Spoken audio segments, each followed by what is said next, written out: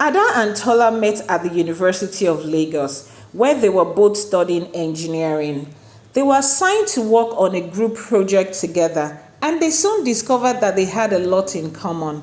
They liked the same music, the same movies, and even the same books. They shared common interests in innovation and social justice. They became friends, and even more than friends. They fell in love and decided to make their relationship official.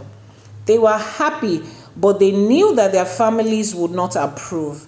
Ada was an Igbo girl and Tola was from a Yoruba family. They belonged to different ethnic groups, different languages, different cultures, and different histories.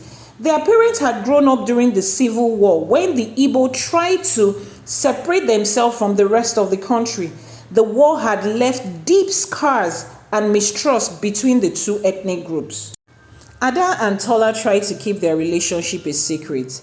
They could not hide it forever. One day, Ada's father found out that she was dating a Yoruba boy.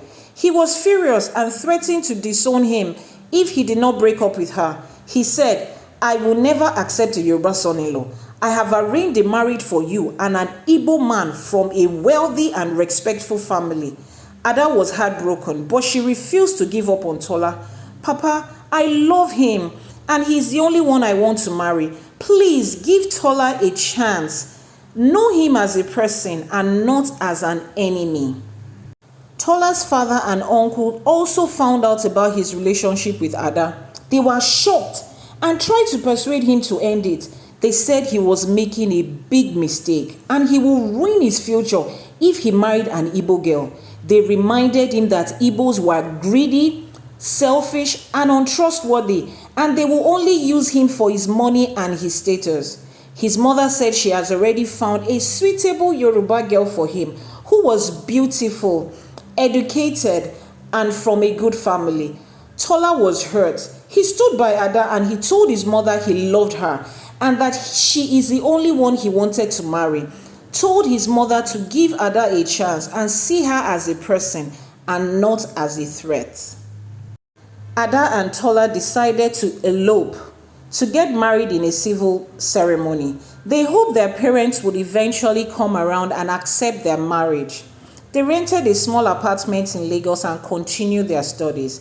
They also started working on a startup idea to create a mobile app that will connect farmers with their buyers and suppliers and help them improve their productivity and income.